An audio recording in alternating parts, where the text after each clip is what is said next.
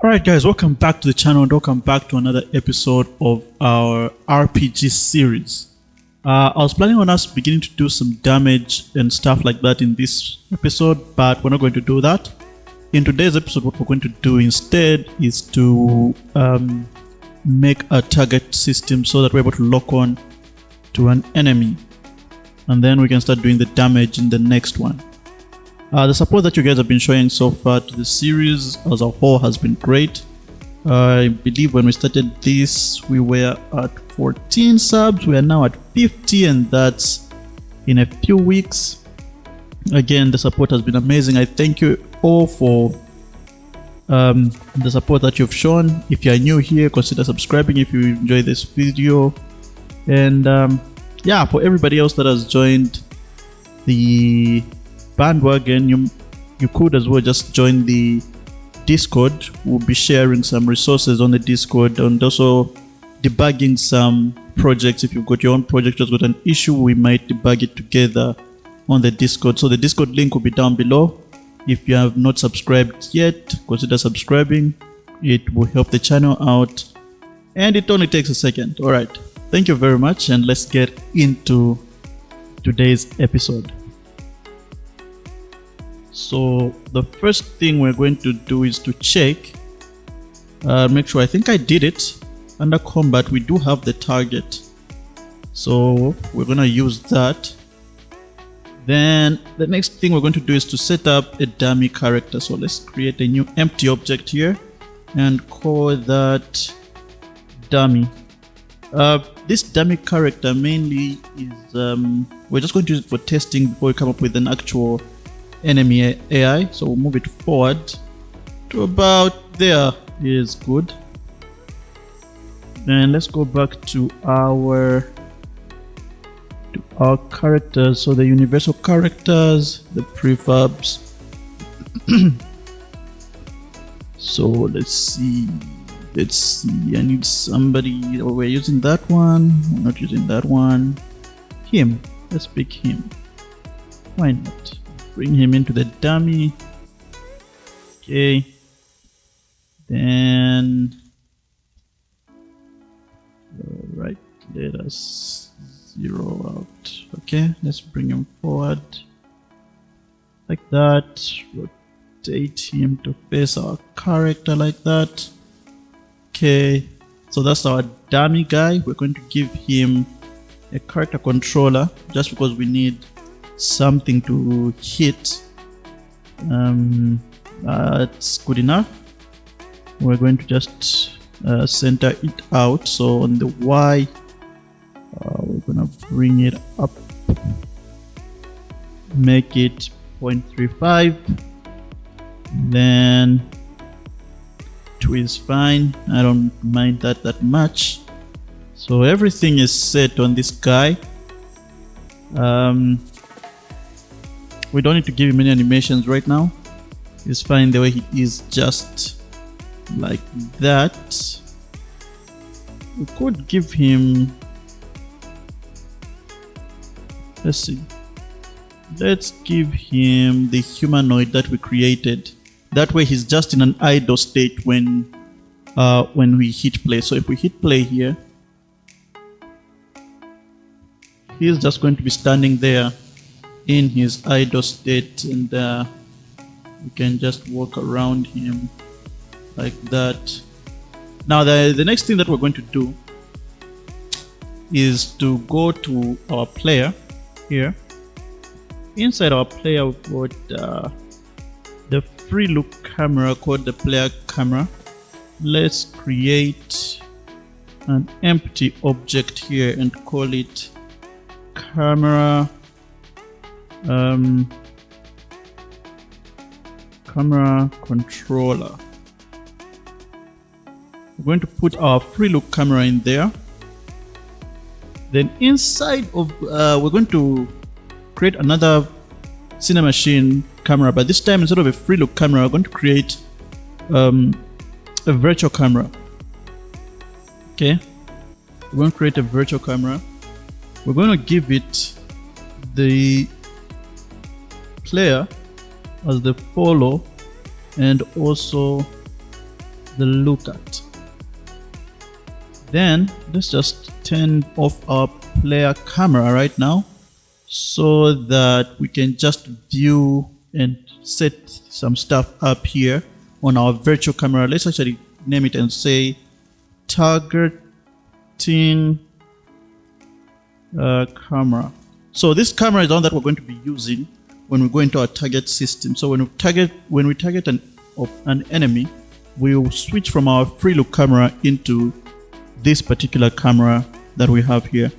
All right, that's just the simple gist that we're going to go with here. So when we are roaming around, we're with our free look camera, and when we target an opponent, we're going to go into this particular camera. So separating the cameras will make it better for us in terms of what we can do with a camera, because we do not want to really ruin our locomotion camera that's working a certain way, and we want it to be that way, and then we want to integrate another camera for something like this, just the same way we integrate another camera for our aiming if we do the bow and arrow system, for instance.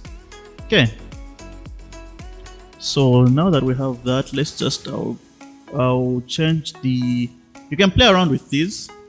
We'll go with let's go with framing, then let's change the field of view to like 35, maybe even 30.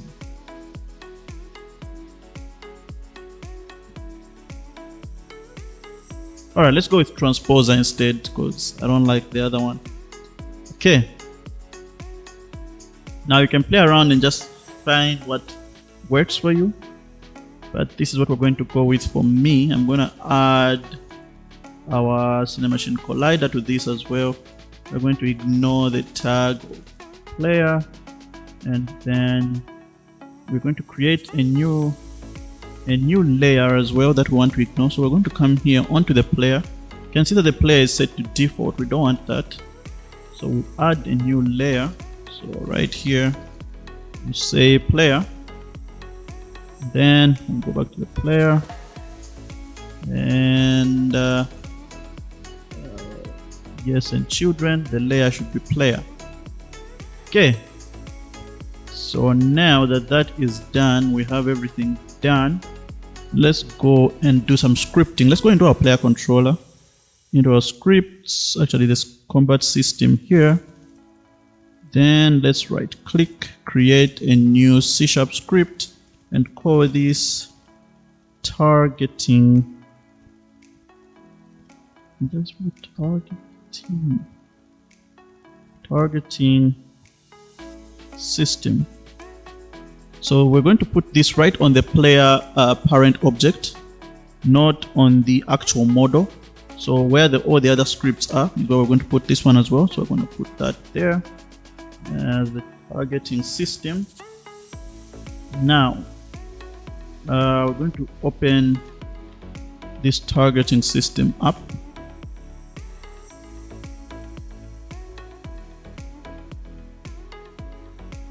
Then inside of this targeting system, here's what we're going to do. We're going to move the void start and update.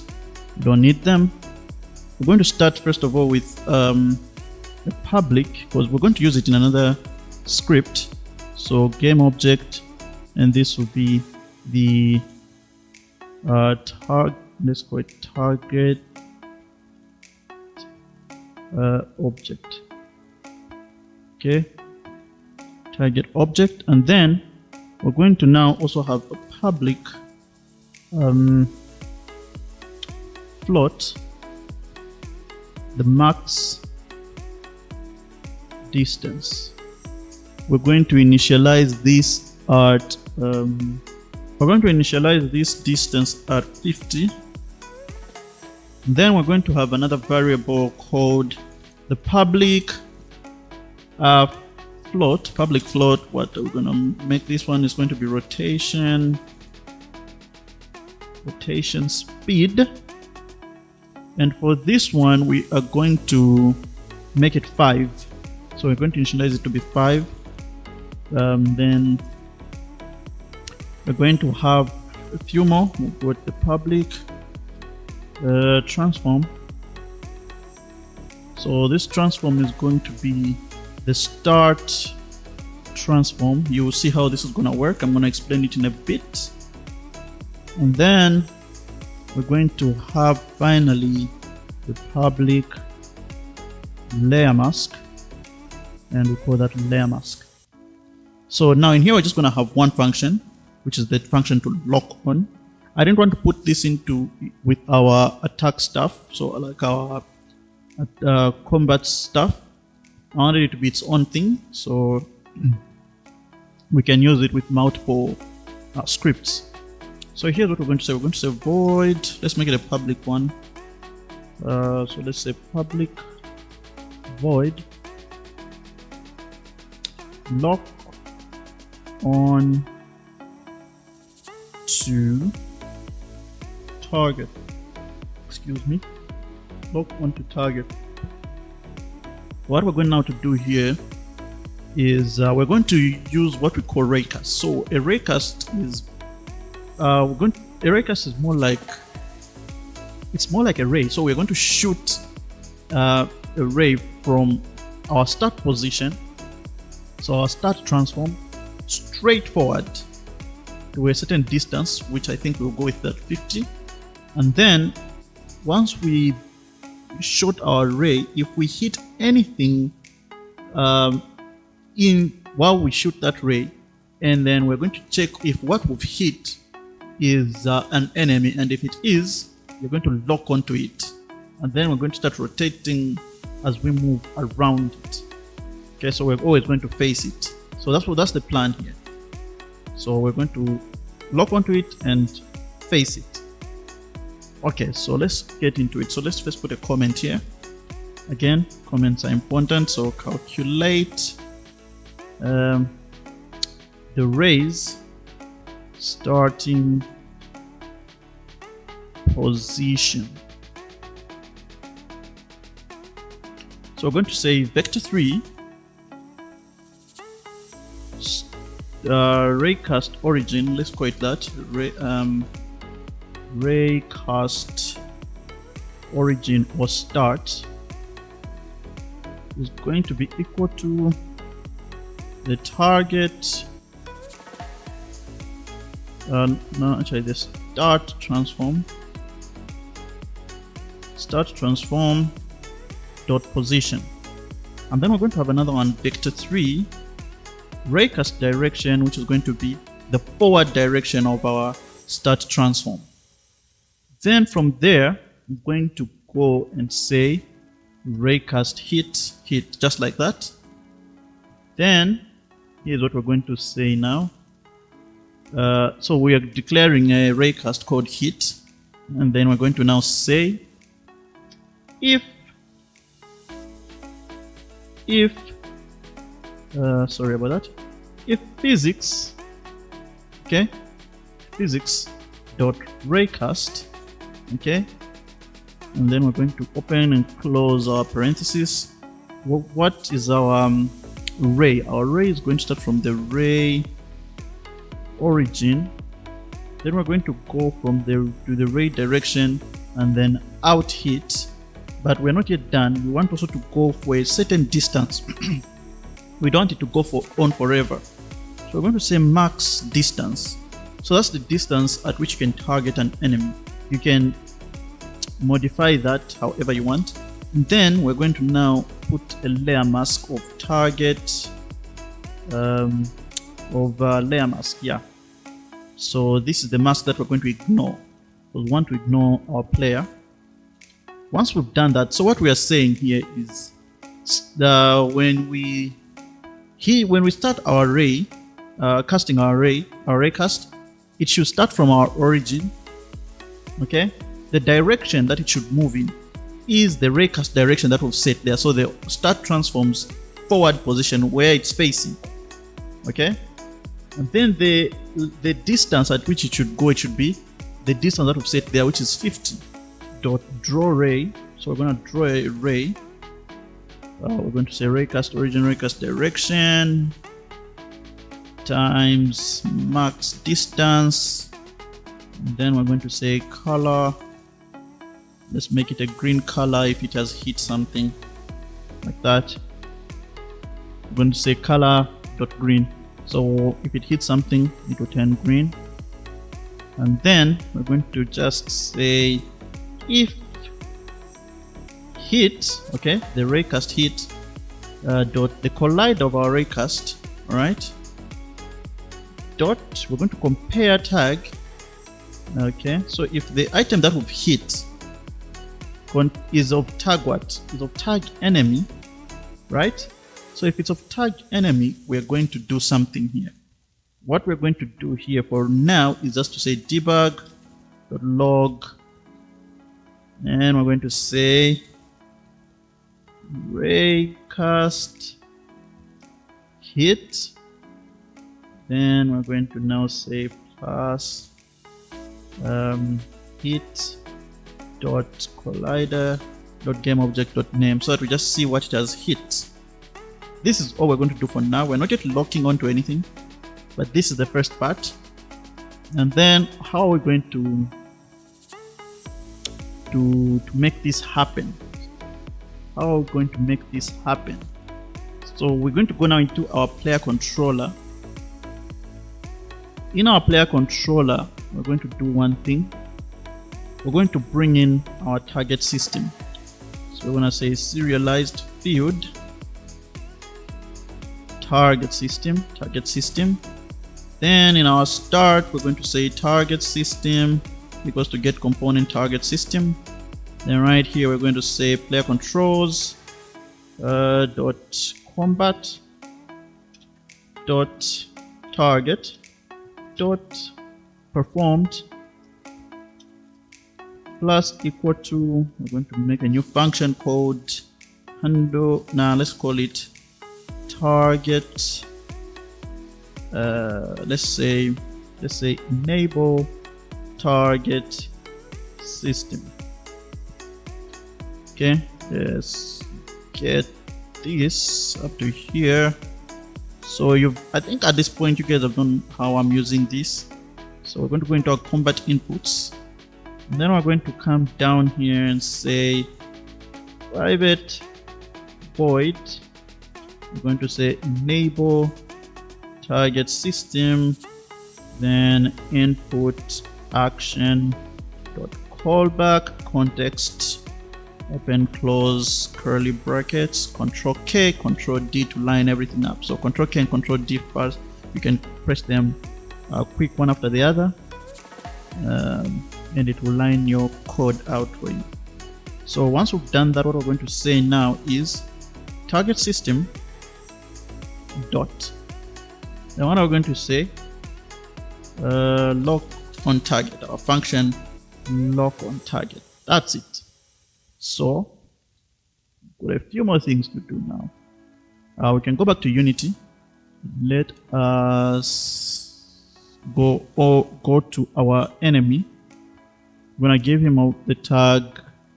Let's add a new tag. Add a tag. We're gonna say enemy. That's correct. And come back here and tag him as enemy. Brilliant. So let's see. Then what else do we need to do? We need to be able to see our cast. So let's go back to our script for a bit here. Let's go to the target system. So we're going to say that then we need a duration. So let's say 10, now let's say 5 seconds.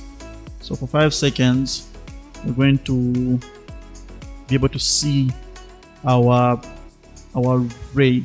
We have got one more thing as well. So if we go to our player and then drop down the target system, you can see that we've got the start transform that is actually missing here. So inside of our player, we're going to open up our player, open up our actual model. Here's where it's going to be different. We put in our player. What we want is sometimes the model is about to rotate on its own. So we want the model itself. we're going to create an empty here and say target start position.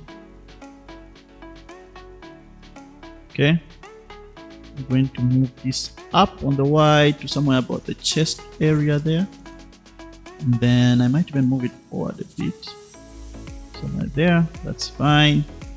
Then we're going to come to our player. Let's just take this out. We don't need the backslash there. So now back to our player, we're going to drag our start transform in there. And then the layer mask that we're going to ignore is player. So select the player mask there, and that's it. So now if we hit play, once the game is started, if we hit, did we set this up? Boy, I'm not seeing our arrays. Let's first of all come back here. I forgot the camera I need to be using is that one. Okay, so you can add this else statement here, debug.raycast or debug.drawRay, raycast origin, raycast direction, max distance color red, and then 5 seconds as well. Then you can put your debug log. So what the problem was is that I had messed up. All right, here let's go to the player there. That should be default because right now it's looking for a player. So let's say nothing, and then let's say default. So whatever it hits, that's tagged, that's got a default layer. So now when we hit, you can see that our green ray there will hit our dummy, and we can hit it again, and you can see on the right side here our target object has been set to that dummy. So you can hit it again, and you can see our raycast right there, this green line right here. So if we hit away, let me just zoom out here, you can see we've got that red line going that way. When we hit that way, you can see there's that one going that way. We hit there, we can go there. We hit there, we can go that side. Okay, when we hit there, hit there, hit there, hit there, hit there. As we come to it, we can then hit our target like that. And once we've hit our target, the dummy is set as our target object. Now what's next? What's next? We want now to be able to lock on to that dummy. But for this particular script, the target system, this is it. We are not touching anything else. So once you've written that and you've set that little layer mask here to the correct thing, that's it for the target system part. We're going to go now to the camera part. So we're going to come to camera controller here. Right here inside the combo system, let's create a new C# script. Actually, let's say camera controller.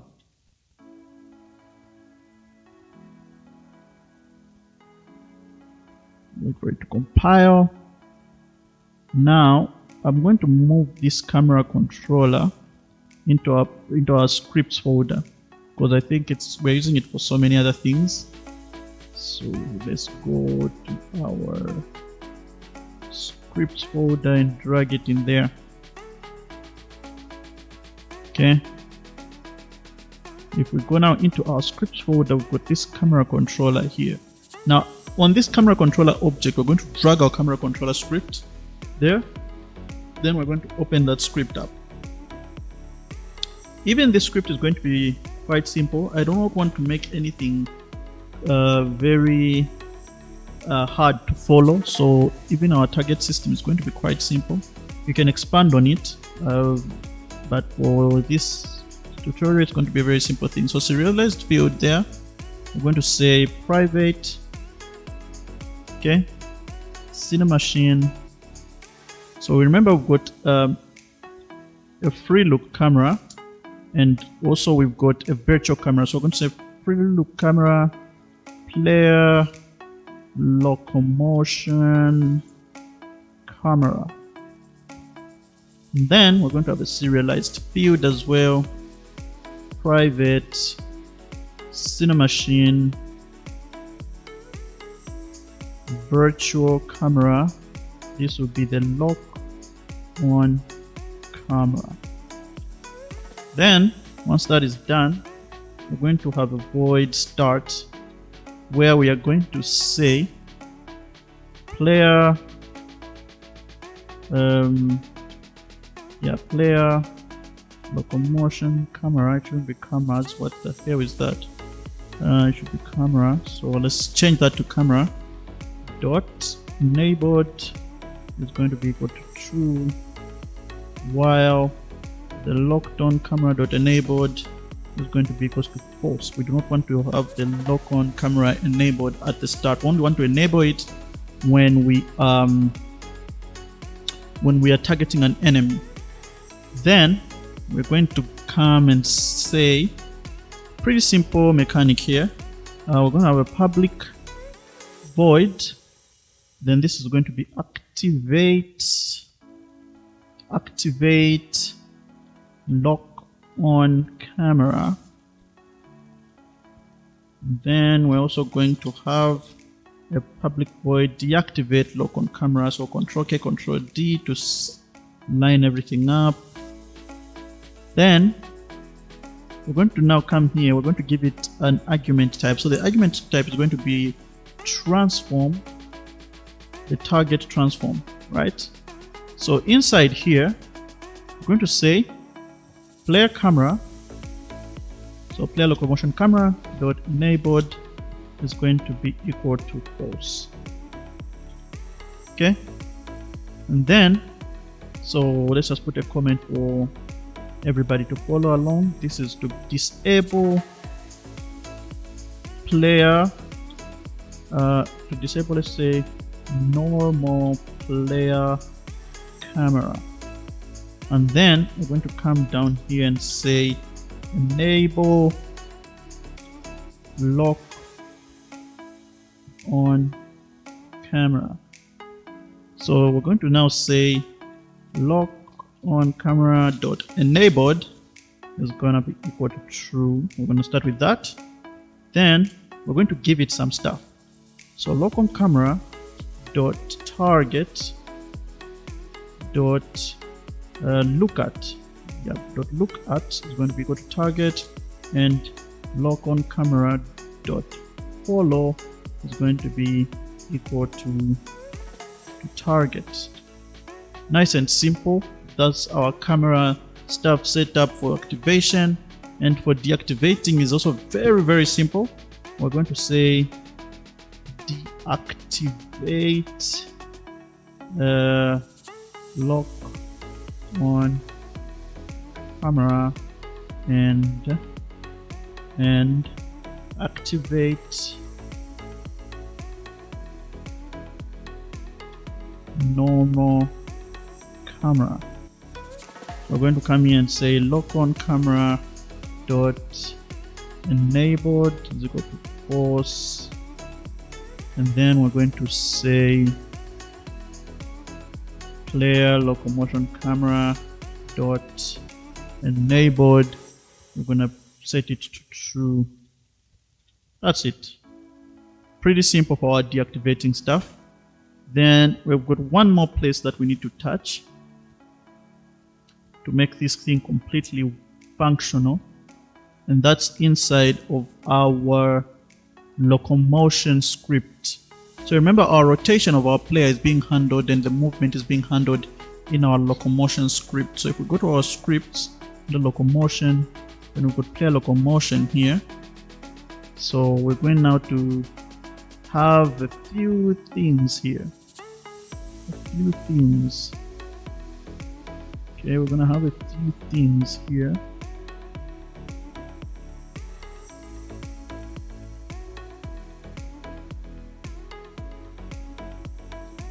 So what we're going to do is we're going to have a serialized field here and call it target system. And then in our start, we are going to say target system is equal to get component, not in children, because I think these two are seated on the same object. So get component target system. Then in our let's not start with our update. Let's go and start with our rotation. Actually, just in the update is where we need to do this thing. So let's come to our update. Before the rotation of the player, we're going to check one thing. If target system dot target object, okay, if target system dot target object is not equal to null, that means it's not empty, then we're going to do a few things, and then else we'll do something else. Let's create a new boolean up here. We're going to need it. We're going to say private bool is locked on, like that. So if our target object is not null, we are first of all going to also need one more script. Let's just put it right here. This is serialized field camera controller, because we need to call that function to set our cameras. We're going to do it here. So we're going to now come, if it is not null, we're going to say camera controller. Let's start with that. Dot activate lock on camera. It's going to ask for the transform. We're going to say this dot transform, since remember that this guy is seated on our player, so we're going to just use him. Then we're going to now come and say is locked on. We'll set that to true.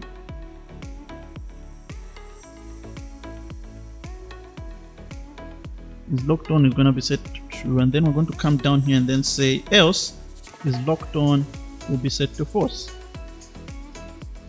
We've got one more thing to do. If is locked on, right?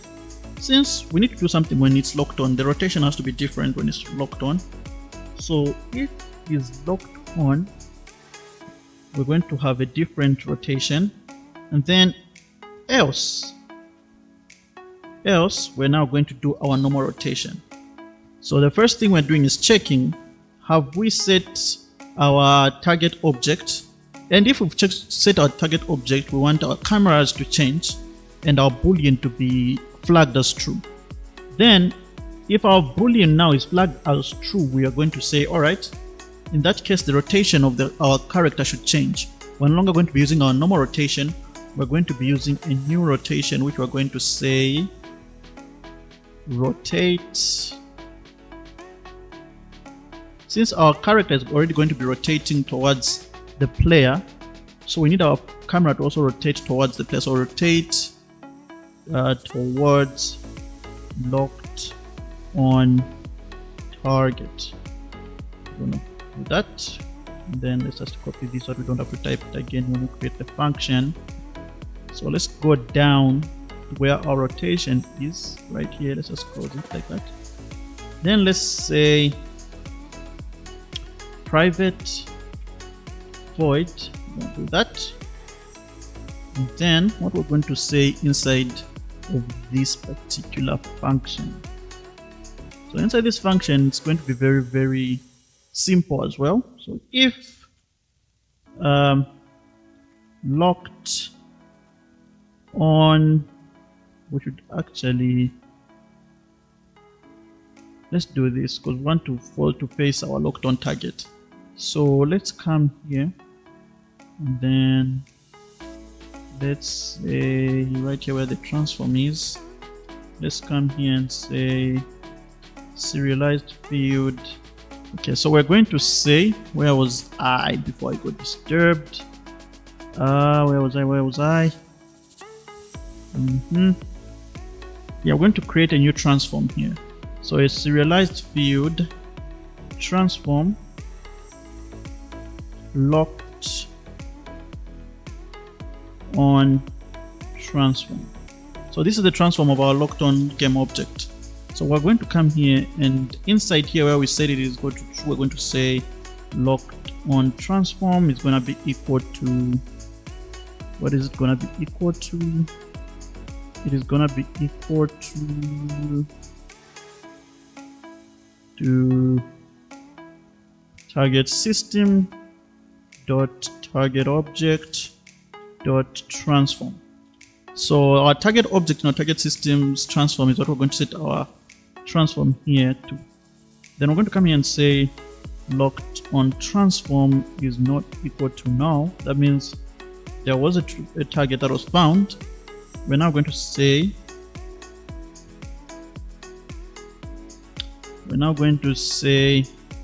vector3 target direction is going to be equal to locked on transform dot position minus our camera transform. Let's see, we have a transform minus our transform, the transform of our object where the script is seated dot position. Then we're going to say target direction y is equal to 0. We do not want any rotation there. Then we're now going to say if target direction is not equal to vector3 dot 0, then we're going to say quaternion target rotation, put like that, is equal to quaternion dot look rotation target rotation. Then we're going to say transform where this object is seated dot rotation is going to be equal to quaternion dot slurp. Then we're going to say transform dot rotation as the quaternion A, and then quaternion B is going to be target rotation. Okay, and then the last one is going to be our rotation speed times time dot delta time. Remember what we talked about in the first few episodes? Time dot delta time, we need it for almost everything. You can save that, and then we can now come back to Unity, come to our player, and then inside the player locomotion, it's going to need the target system, which is going to get from the very offset. So if we hit play, because I think we've put it in the start that it should get the target system from the start. Which object aren't we setting here? Camera controller. Oh, right. My bad. We'll go to the camera controller, and then we're going to set our player camera as our player locomotion camera and our targeting camera, which I've spelled wrong. Right, as that. Okay, we can clear that error. Then we can hit play.